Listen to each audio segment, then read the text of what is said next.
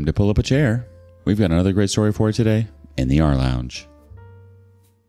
3 years of secrets, one diagnosis, and a breakup over dinner. Who said relationships aren't full of surprises? Today in the rLounge, this boyfriend's weekend schedule was shrouded in more secrecy than a CIA operation, and OP was on a mission to uncover the truth.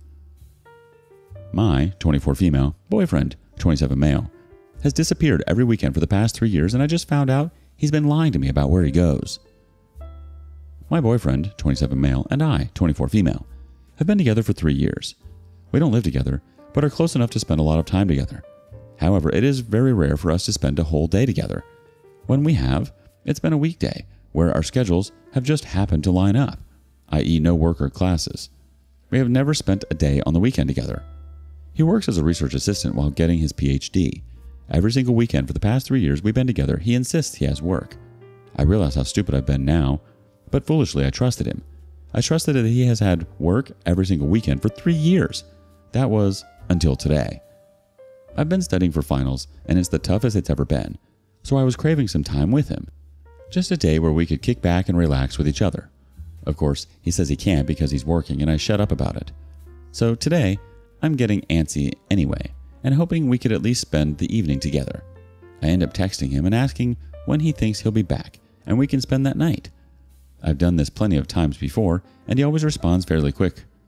This time, I'm waiting for a while. After 2 hours, I decide to text a work friend of his who's also a research assistant with him. Wouldn't you know it, it turns out they don't have work today. In fact, he informs me that in the same text that they rarely ever have work on weekends. Rarely ever. So now, I'm sitting here wondering what the F is going on. I have no idea how to confront him about this. I mean, this has been going on for 3 years. If he's cheating on me, he basically has a second family at this point. But obviously that's where my mind goes, and I have no clue what else it could possibly be. Like, is there any possible explanation for this besides cheating? How in the world do I confront him about something he's been doing for 3 years? Since he's doing whatever it is tomorrow, do I just drive over to his place in the morning and wait and then follow him? Has anyone had anything like this happen to them before? Let's look at a relevant comment before we move on. The commenter says, I would just ask him, hey, I texted your work friend while I was waiting for you to reply, and he said you never work weekends. Even if he's not cheating, he's lying. Don't stalk him. Don't play games. The OP replies, but what's stopping him from just lying again? Like, even if I confront him, he could just insist he's working or come up with an excuse. The only proof I have is the text from his coworker. I feel like that might not be enough to get him to tell me the truth. I don't know. Update 1. So I logged into this account for the first time since making my original post and find that there are a lot of messages. I haven't read them all, but I will. The recent ones all ask for an update, so here it is. When I logged off, things seem to be pretty split on what I should do. Most people just decided to call him a cheater or say that I'm a side chick. Frankly, I wasn't sure I could wait another day to confront him, so I confronted him the night of that post. No games or stalking or anything. Anyway, I had texted him telling him to come over when his work was done, and he did. I waited about 5 minutes, if that, for him to settle in before telling him that we needed to talk about something important. He immediately responded with, uh-oh, which was a bit demeaning, but that sarcastic response honestly matches his personality. I tell him everything that happened, how hurt I was, how I didn't feel like I could just trust him about anything considering he's been doing this for 3 years, and then asked if he had anything to say. He told me he wasn't cheating on me or anything like that. He was just embarrassed about what he had been doing. I asked him what he could possibly be so embarrassed about as to hide it and lie to me for about 3 years. He takes like a minute to compose himself and then mutters something. He clearly feels guilty, but I obviously don't hear it, so I ask him what he said because I didn't hear it. He tells me that he volunteers at a homeless shelter every weekend since coming here for his PhD. Volunteering at a homeless shelter. I swear to you, whatever emotions are coming across here were multiplied 10 times in the moment. I could not comprehend what he was saying. Like, he was embarrassed for volunteering at a homeless shelter? It still doesn't make any sense. So I asked him what he meant, and he repeated that he volunteers at a homeless shelter for 6 hours on Saturday and 6 hours on Sunday, every weekend. Of course, I asked him why he would be embarrassed about that, and he asked if we can talk about this more tomorrow, Sunday, and he can instead show me that he isn't lying by taking me to volunteer. I don't know what I was really thinking. I think my mind was just blank, so I agreed with a sure and asked him to leave. He apologized for the whole thing and left, and then sent a text that he'd pick me up in the morning so he can prove to me that he's not lying. Of course, my mind races all night, and I tossed and turned all night, but Sunday came anyway. He wasn't lying. He takes me to a homeless shelter, soup kitchen place, I don't really know the difference, and we make food, clean, and pack daily necessities for 6 hours. It clearly isn't the place to have the conversation, so I spend most of my time doing the work and chatting with other people, and they were really nice, but of course, the whole thing was still waiting on my mind the entire time. So I started asking them about my boyfriend, and they confirmed that he's been working there as long as they remember, and is there every weekend. He's been there longer than most of them, it seems. Finally, our volunteering ends, and we head back to his car and try to start the conversation, but he shuts me down and asks me to wait until we get back to his place. I say fine. Maybe I'm being a doormat here, but I was just so confused and lost. And we head to his apartment. Once there, the talking begins. He asks if I believe that he's telling the truth about working at the homeless shelter every weekend, and I say that I do since I confirmed it with a lot of people while there. But I also said that I don't understand the lying, especially for as long as he did. He apologizes again and asks if I really want to know why he kept it a secret. I say, of course, duh. He sighs and then tells me that he doesn't like people knowing that he likes helping people. Obviously, I'm going, what the F, because this is so weird, and I ask him to explain. He tells me that when he was an undergrad student, he would always try to help his class behind the scenes by discussing problems they had or negotiating for curves or extensions on their assignments, even when he didn't personally need it. He said he enjoyed doing it and kept doing it as a master's student, but then started to do so before or after classes publicly. Apparently, most of his classmates were still happy with him, but a few basically hated him for it because he was babying them or something. So he went back to doing things behind the scenes and no longer tries to associate himself with any of the things he does to help others. Hopefully, I'm not the only one who finds this so dang weird. Like, the homeless shelter stuff and assisting your classmates aren't remotely the same.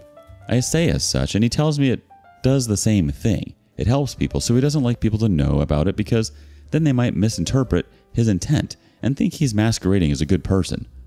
Then he assures me that he's not a good person at all, but he still wants to do what he can for people, so this is what he does. What the F? So I ask if he really thinks I would get mad that he's helping homeless people in his free time.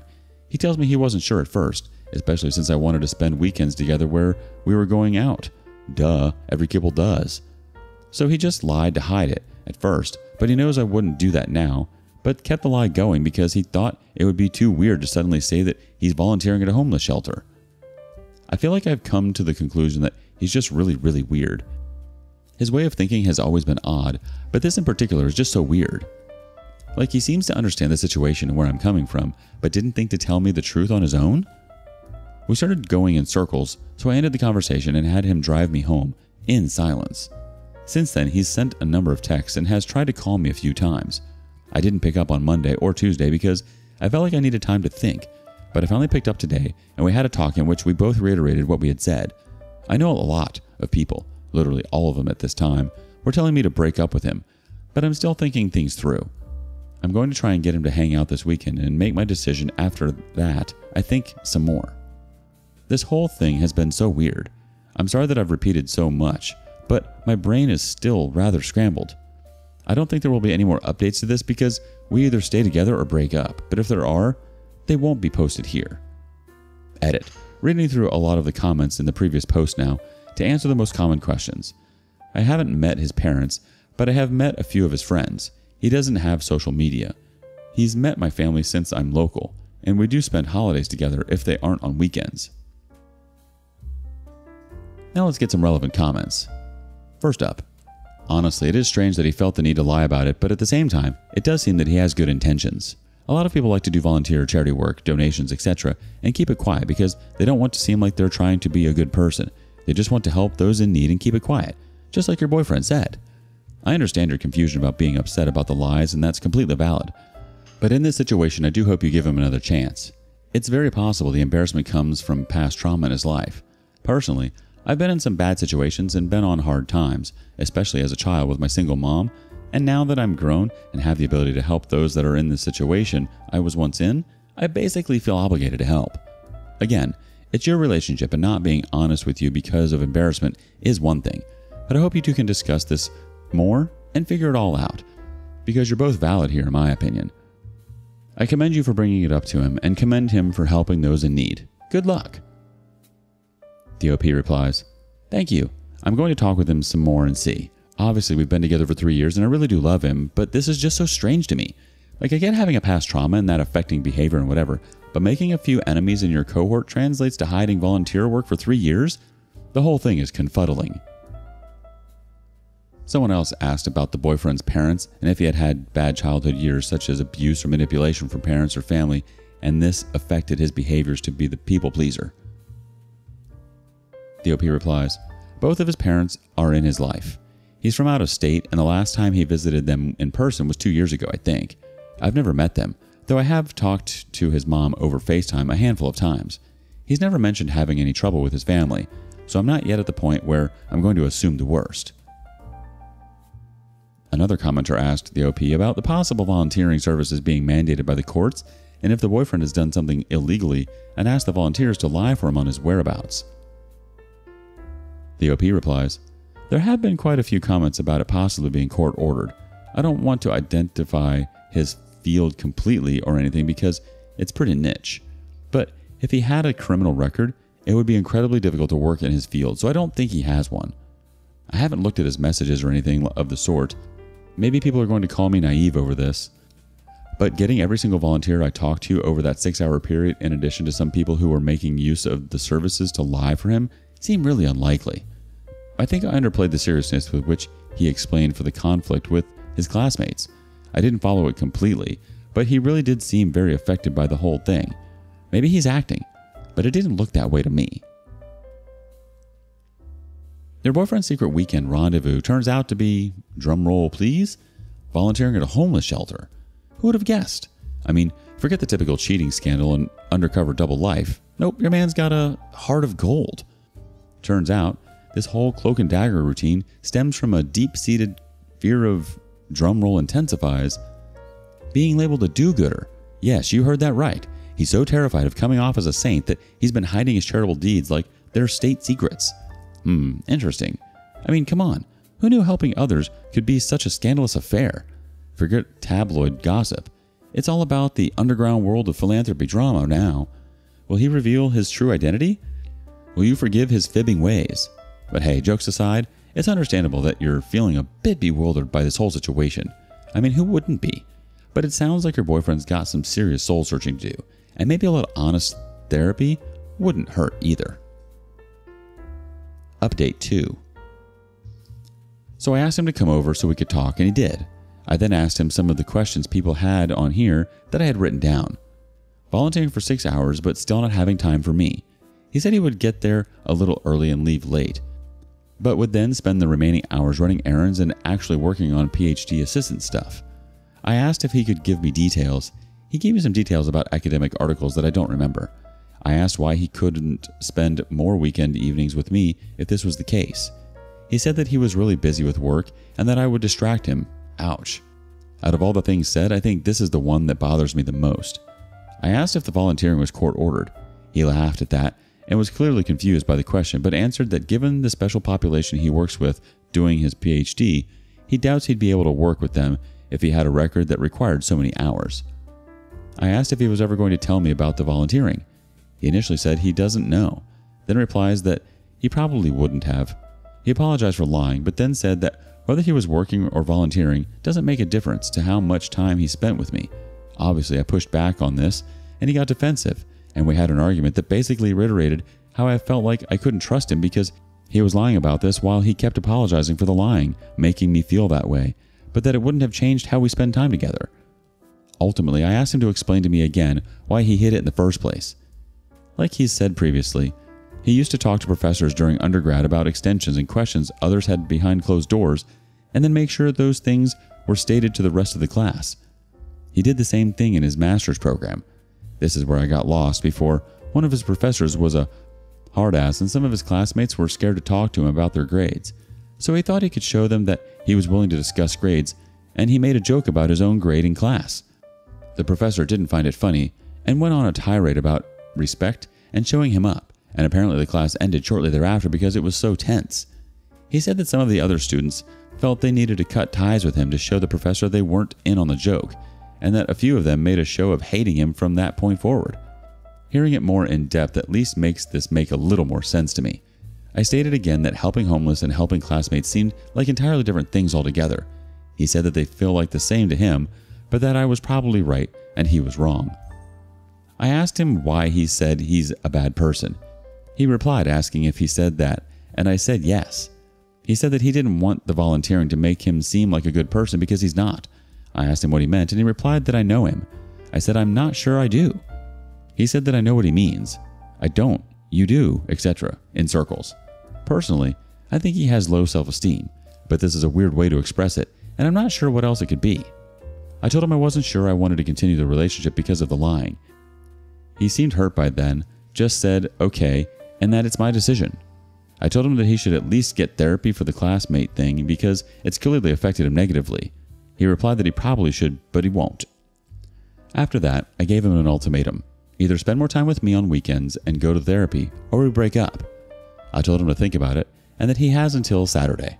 He said he would, and he went on his way. Hey, at least we can rule out court-ordered community service, right? Though I must say, picturing him in an orange jumpsuit doing his good deeds would have added a splash of color to his already colorful drama. And let's not forget his stellar defense of his bad boy image. Apparently, he's not a knight in shining armor, he's just a knight in tarnished armor who occasionally moonlights as a do-gooder. Because why be a hero when you can be a brooding anti-hero?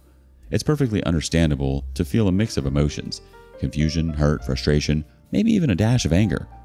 After all, trust is the glue that holds relationships together, and finding out it's been replaced with a flimsy excuse can leave you feeling like you've been stuck in a sticky situation.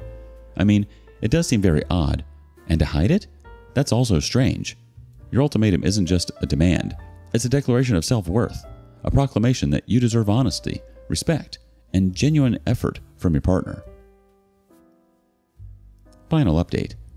This will probably be my last post here. Saturday came and he asked me to compromise. He would take a day off from volunteering if I volunteered with him the other day, and he wouldn't have to go to therapy. I said I needed to think about it. I told him later that night that I'd accept the compromise if he was willing to go to one therapy session. On Sunday morning, he told me he wouldn't be willing to go to therapy and asked that we go out to dinner. We went to a local diner and basically talked about ending things. He apologized for ending things this way and said that he knew he wasn't exactly being reasonable, but he's doing what he feels like he needs to do. I basically said that that's up to him.